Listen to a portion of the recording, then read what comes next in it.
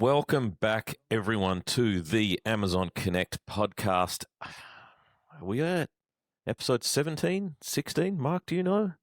It's been that I long think since we last did an 17. I'm episode. pretty know it's sure been it's a minute. I think we're 17, Doug. 17, we because I should remember it check was our 16A was the last one. Yeah, that's right. So since Yes, the infamous lost episode, right? For folks who have not caught up on the latest podcast. How have you been, Mark? I've been all right, Doug.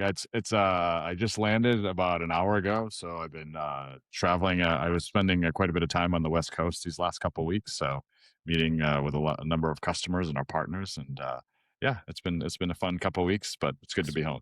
Spending some How time about out on the yourself? waves, out in Malibu. Yeah, I Shooting was the pier. surfing. Yeah. No, I was hanging out more around San Jose, San Francisco area. So Oh, yeah. It's that, and in full disclosure, this has been the reason for the delay. Is your busy schedule? I've been sitting here patiently waiting. Now, viewers, but not yet listeners, will recognize that we have proficiency-based routed an expert into the podcast. A very, very dear friend of both me and Mark, and that is Sunil Menon.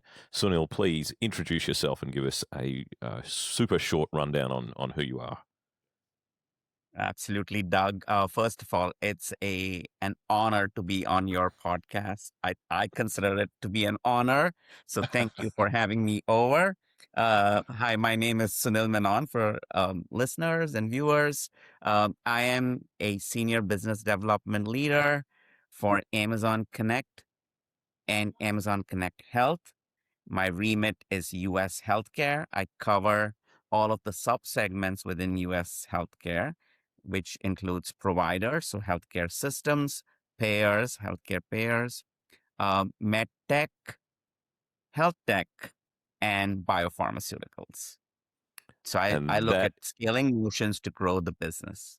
And that is giving a little hint as to what the topic that this podcast, when we in the second half, will be about. But we will get to that later on, because we need to give everyone a catch up on what's been happening after the breathlessness of reInvent and the releases across January and February.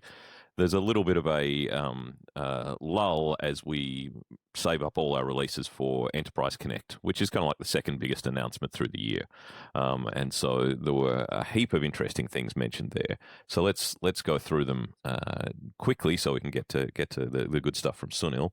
I might go first because I already have the conch. Conversational analytics for email. Exactly as it sounds. Your customers are sitting on a gold mine of unstructured data, and most of it lives in email. That's the sort of the entry tagline. This will come as no surprises to customers who are already enthusiastic about what we do with Contact Lens or conversational analytics across voice and chat. So now extending that to email to make sure that you're able to unlock all that data.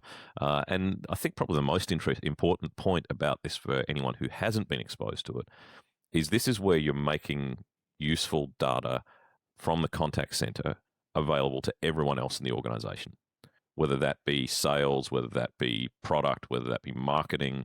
That historically the contact center has been a place where, yes, you handled customer interactions and customer conversations, but oftentimes the information from this place, which is, as I always like to say, for most organizations, the one place where your citizens or your customers call you up and tell you what's concerning them or email you about it, is the contact center. And so being able to finally use that data and unlock that, I mean, I think the business case almost makes itself. You don't even have to talk anymore about it. Now, I don't know what's going on with Mark Rutkowski and his camera, but we can hear you. We can hear. We can't see you though. We may have to do our first ever edit and pause this recording, and then I'll stitch it together. So I will do, and we're back. Mark, go. All right. So number 2 on the list was native testing and simulation for chat. So we've talked about this before in terms of, I think when we at reInvent, in our reInvent update, we talked about the ability to really start to continue to test and simulate, particularly around our AI capabilities. So this really allows you to build, test, and validate your AI-powered self-service experience before they ever reach a live customer. You don't have any engineering bottlenecks, no guesswork. So why is that super important? Because a lot of our customers are investing in this AI-driven CX, and you really need that confidence in terms of when you start to really deploy your AI agents at scale, particularly around your, self-service and chat experiences. So this is, GA in terms of, what we're really focusing on there to make it easier for our customers to have that confidence right before they release these to their end customer. And that is what marks us out in this space, and the ability to actually get you to production. And the things that get you to production are the observability, the reporting, the testing, all those things that everyone.ai doesn't have as part of their platform. That's where we really can deliver. Number 3 was AI-powered predictive insights. Exactly what you'd expect. It's the ability to give insights into the data and analyze the data that you have and start to give recommendations to the contact center. Hey, this is what you should be thinking about. It's basically impossible for a human to have a view across a contact center of any sort of decent size and really know exactly what's going on all the time. So to have AI there to excuse me. This is a troublesome episode, this one. We're losing cameras. I've got a frog in my throat. To pull that information, to give insights to the contact center. Over to you, Mark, for number 4. Yeah. So number 4 is the AI-powered Manager Assist. It's a gated preview. So essentially, what this really allows you is enables coaching and performance intelligence that scales, across, Amazon Connect and your CX experience. And with that, where that really is important, right, is how do your leaders and your supervisors really get that data they need to connect that frontline performance to those business incomes, not just the handle time overall. And you'll see a lot of this in terms of we're really trying to drive more towards a proactive versus a reactive experience. And this is where, in particular, capabilities like this AI-powered Manager Assist really becomes super important because it enables that more proactiveness, if you will, right around that. And particularly as signals become more complex in your contact center, right? Being able to see that versus having to go dive into dashboards and, figure that out yourself. Yep. And the last one actually ties neatly into the topic we brought Sunil in to talk about. And that is the pre-announce. So you may have noticed some things are GA. I didn't mention that AI-powered predictive insights is preview.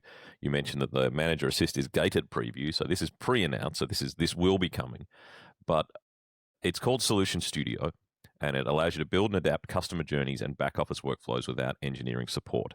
So it's basically taking Connect from those sort of flows that we know to be able to pull in the larger kind of routing that we've been talking about on previous podcasts. But I know that Sunil wants to talk about something similar to this. Yes. So I'm going to give a little, we're going to back up a tiny bit and say the reason Sunil is here is because we've also announced, as I learned recently, a parallel event, not at Enterprise Connect, we announced the release of Amazon Connect Health, which has a massive impact for many of my customers here in ANZ or ANZ, as it's said over on your side of the pond, where I work in public sector. So many of our customers are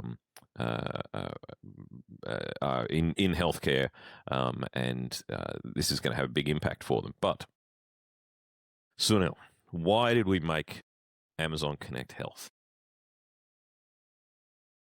Question, Doug.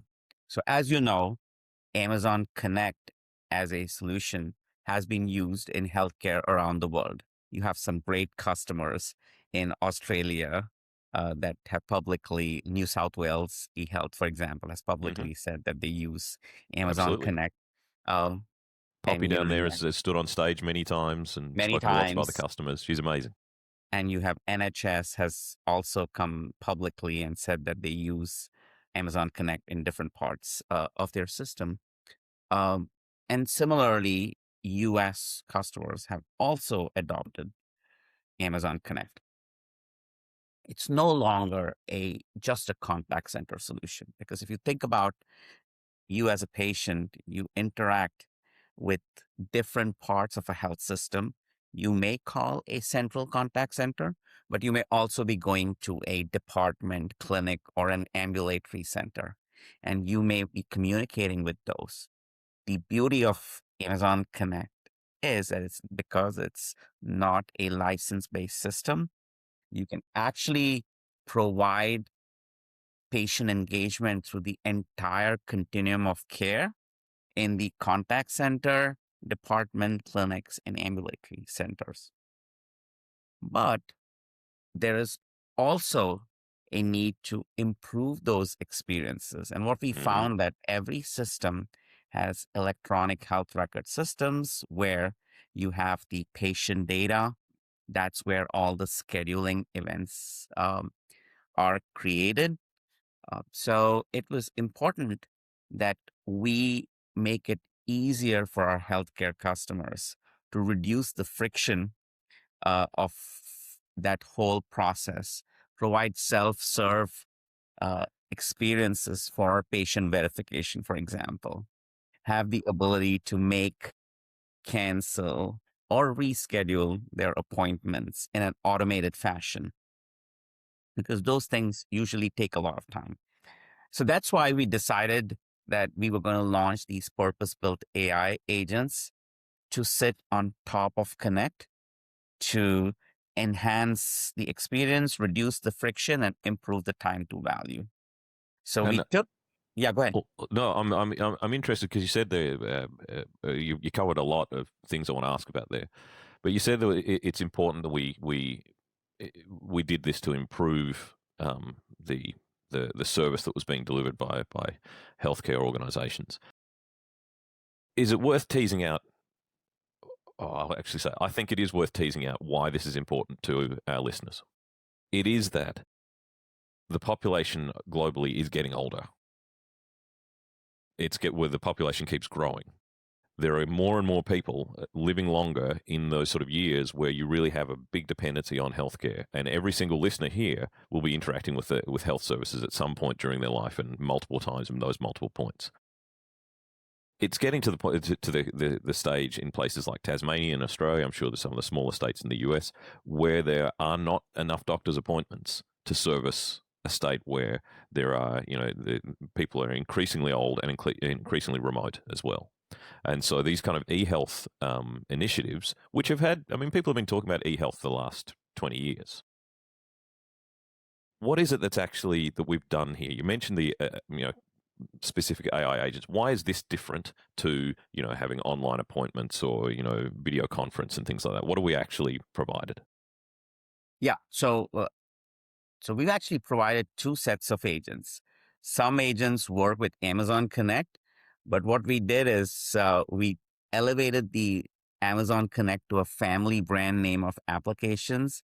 So what that means really is your historical Amazon Connect is now being enhanced through these agents that help with the patient verification appointment scheduling. So if you think about automating those things, you typically have those agents that have to work with authentication systems. And the system of record for health systems is typically the electronic health record system. And because this is, PHI, protected health information, there are safeguards and guardrails on how this information can be accessed. So we've reduced that friction by working with leading EHRs to directly be able to verify. So you don't have to invest a lot of money in making those connections using, expensive resources to do so. Similarly, the appointments also sit inside of the EHR. Think of, different departments, cardiology, oncology, and then you have different doctors on different dates.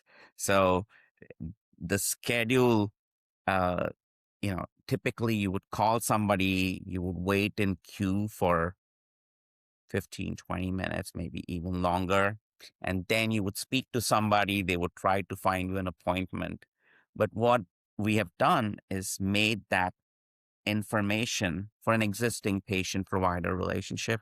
We've made that ability to make, cancel, and reschedule automated, because now it can directly communicate with the electronic health record system and make those changes. So you're reducing the time to actually make an appointment.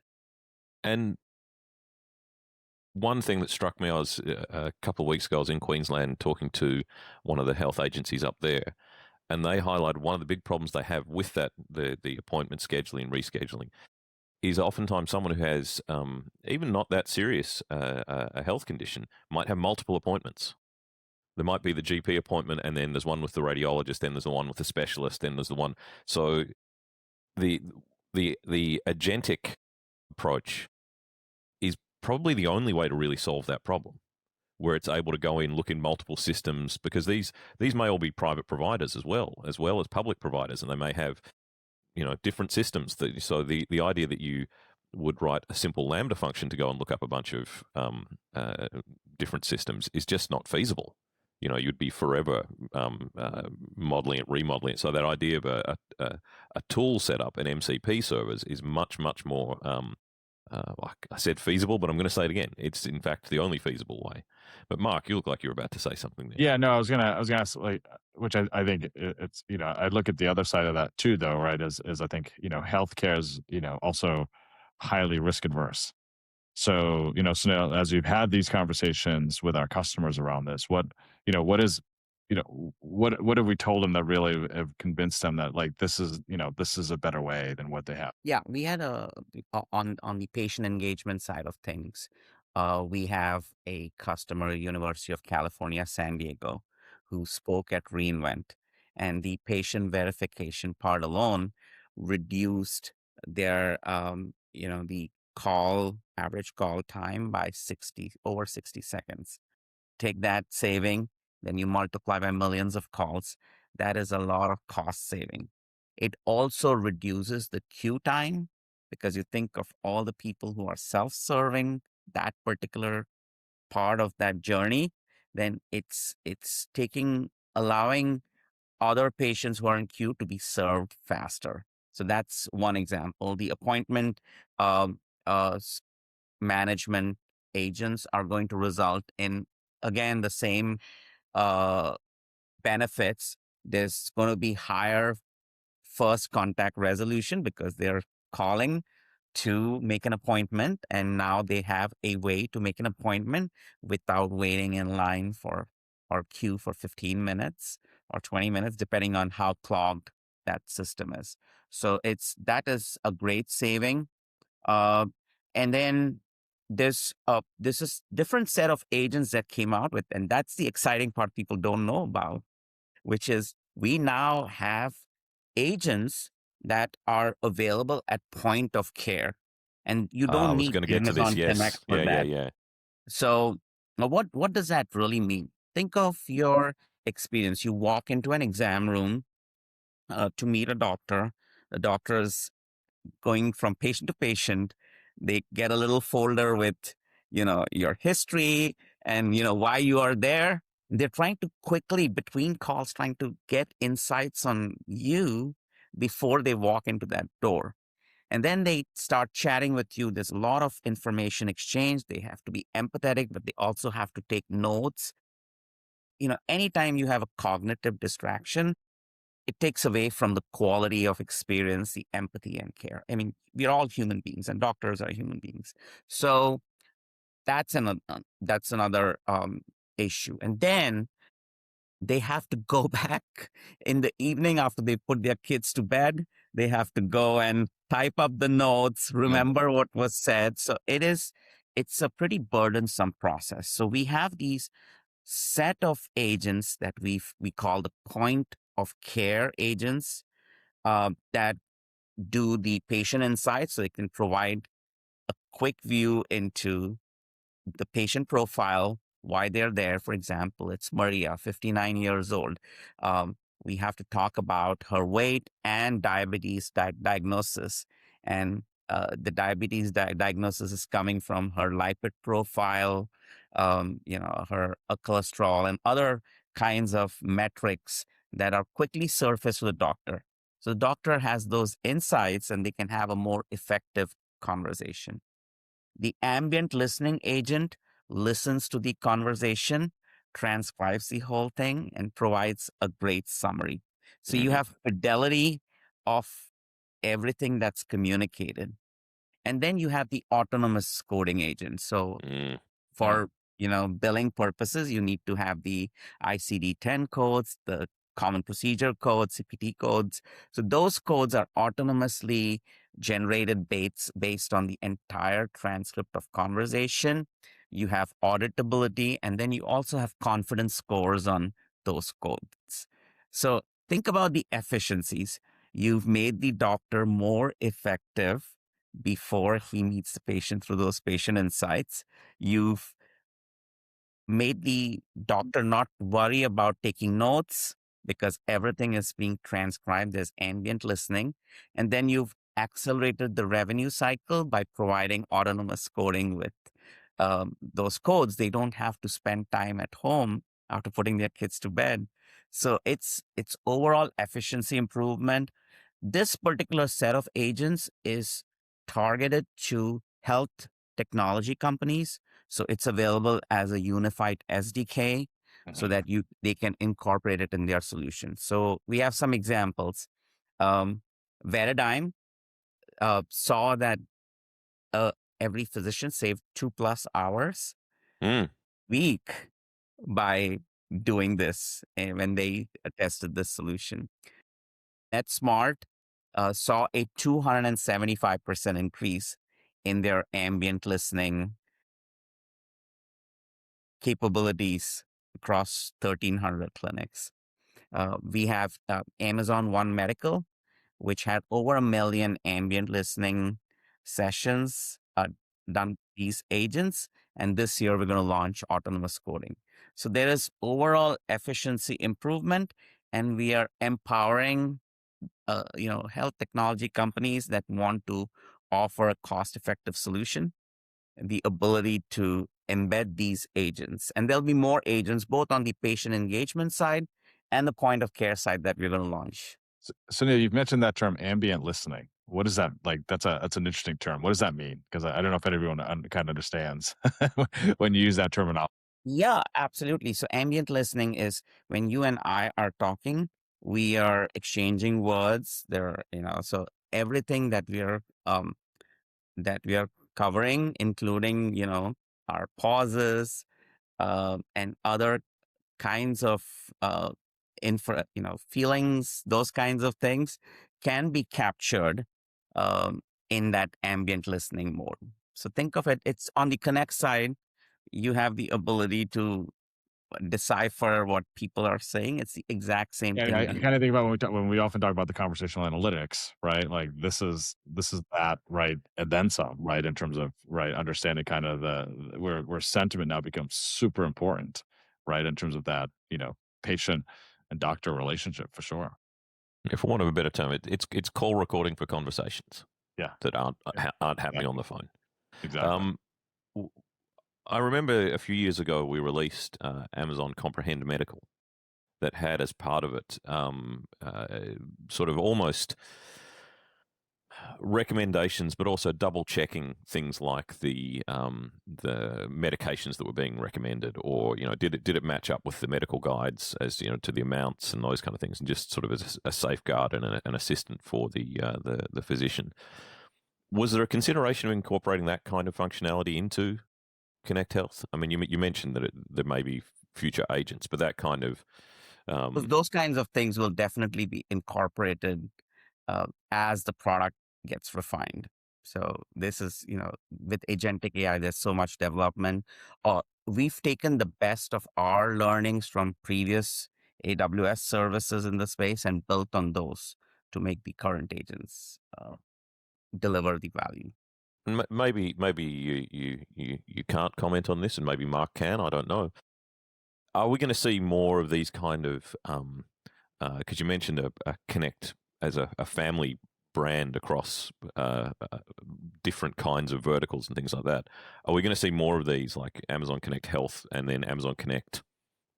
For want of a better term, I don't know, sports. I don't know whether Amazon Connect Insurance, Amazon Connect. Sign me up for that one, Doug. Yeah. I think clearly the Amazon Connect name has value, and we see that we can deliver value across different verticals and horizontal solutions. So if I were a betting person, I would bet on that, but I do not have, you know, the insights to tell you specifically what may or may not be coming. I see Mark is smiling wryly. I mean, As a member of I'm the going to product say team, are you able that to? we're all. I mean, I think that's the advantage we have as a horizontal platform, right? Is we're already in a number of these verticals today, and I think part of this is what we often hear from customers is it would be really great if Connect could do this right at a deeper scale and in some of these verticals. So it is, what I'll say is you can imagine we're definitely looking into a number of these spaces for sure, right? In terms of where, because again, we'll build it based on customer demand. Yeah, and I think where this fits into the overall evolution of Connect over the last 8 years, arguably coming up for 9, I think, aren't we? Yeah. We just 9. we just basically passed the birthday. Of course, because it was Enterprise Connect, right? Enterprise Connect. Yeah, We should have done a little birthday. I always think of July 1st because that was the Sydney region, but you're right. Yeah. You're absolutely right. Yeah. But where we began, with a very competent platform, but a lot of APIs and a lot of ability for builders to build and Lambda functions and things like that, and we pivoted in the following couple of years very much to our customers shouldn't have to build. They should be able to just use features and functions, just tick boxes or pre-build them, things like that. And I think where this fits is we've done a fantastic job of creating and incorporating AI agents into the platform, native MCP integration, modules as tools. We've spoken about all these things and we'll continue to speak about them because they are so critical to where everyone is at the moment. But what many customers, I get this an awful lot from the customers I speak to, they're not at a position where they want to be building AI agents and doing things from scratch. Even with the tooling we have, even with the the idea of getting to Agent Core Gateway on Bedrock is that takes some learning. And it takes some capability. And not everyone has those skills in house, and so being able to pre-build these things and actually so that healthcare providers and can take advantage of all these things without having to hire a bunch of AI developers and those kinds of things. So yeah, I think this is really exciting from a directional point of view for our customers, in that if you don't have the people now, just hold on a sec, and these things will start to appear. More and more pre-built agents are going to appear. And the thing with those pre-built agents, sorry, go ahead. No, Mark. go ahead, Sunil. Go ahead. I was just going to say the benefit of those pre-built agents is when it's built by Amazon as part of Amazon Connect Health, obviously it's HIPAA eligible, it's compliant with high tech, and if there are payment agents, we are compliant with PCI. Really important stuff. This is absolutely critical. So you don't have to then worry about those, and security is job one for us. This is exactly what we were talking about earlier. How you get your AI workloads to production is by using Amazon Connect, because of all the non-functional things we take care of. Compliance is a perfect one. HIPAA compliant, IRAP here in Australia, all these kinds of things, being IRAP assessed to the protected level, I should say, for all my Australian customers. But then, yes, as you say, security, the networking side, is your storage secure as well? Like all your data at rest, being in S3, and the data permanence that we have there, the 11.9s, resilience for your data. Should the access be lost, that it will still be there when it comes back. Yeah, I mean I'm rambling a tiny bit now, but it's good stuff, I think. It is, this is what actually makes it real, because it's really easy to get a pilot or a POC of an AI workload. Very difficult to get it to production. Well, not without everything you just described, Doug, right? Like that's all super important, right? As and then on the other side of that, how are you ensuring that you're validating all of that, right? We're talking massive scale, right, in terms of the amount of data and the interactions that you're having here. And it sounds like Sunil, based on with some of the customer anecdotes that you've already shared, like it's been already, very successful up to this point. Yes, and even the baseline connect solution, right? I think one thing that you mentioned was the ability to, uh, capture the customer conversations and then take it to other departments within the company. So I'll give you. I used to be a product leader for a medical devices company, so I've actually brought Ah, Oh, some wow. surgical biomaterial and software as a medical device. So stuff that goes in people's bodies. So, there is in Australia, the TGA is, pretty certain that they want to put the right products in the market. Uh, Ditto with FDA here in the States. But one of the challenges I faced is if when I launched a new product, there would be feedback from the product. So there's product surveillance, and they would call the contact center, and I would get notes on a post-it note yeah. that then I had to figure out what it means, call the health customer. And, I'm there's sure a the parallel. handwriting was impeccable, Sunil, right? Yeah. Like, Yeah. So Dr. Azar is saying that it's not torquing beyond 45 Newton centimeter. Okay, now I need to follow up and get all that information because he might have Mm, communicated a lot more things. And then there is an issue of going to your quality and regulatory affairs because any pharmacovigilance or medical device vigilance has to go to both quality and regulatory as well as to the product leaders. So, what if you could transcribe what the HCP was saying, completely summarize it, pass it to your regulatory and quality assurance functions, and also send it to the product leader? Not only are you able to meet your, corrective action and preventative action for regulatory and quality assurance, but you're also able to help the product leader know what changes to make mm. the product better. So you can think about how it can benefit medical devices or a pharmaceutical company. Yeah, I think that's great. I mean, I saw, and you guys may have seen as well, Jeff Bezos talking the other day, making the general statement that AI will transform the productivity of every organization on the planet. And that is a very powerful statement. But what you've given there is a perfect example of how that applies to a product manager who is trying to, for a not pharmaceutical, what do you say?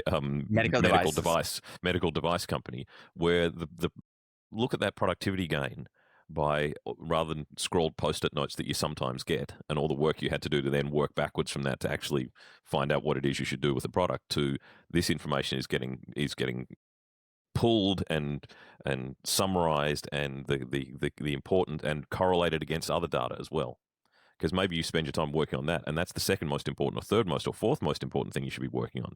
Now you can actually get to what is the most important. Now, gentlemen, I do see, because we did have a restart, that we are getting to the top of the podcast, so I think we will end it there. Thank you so much, Sunil. Thank you all, as always, Mark.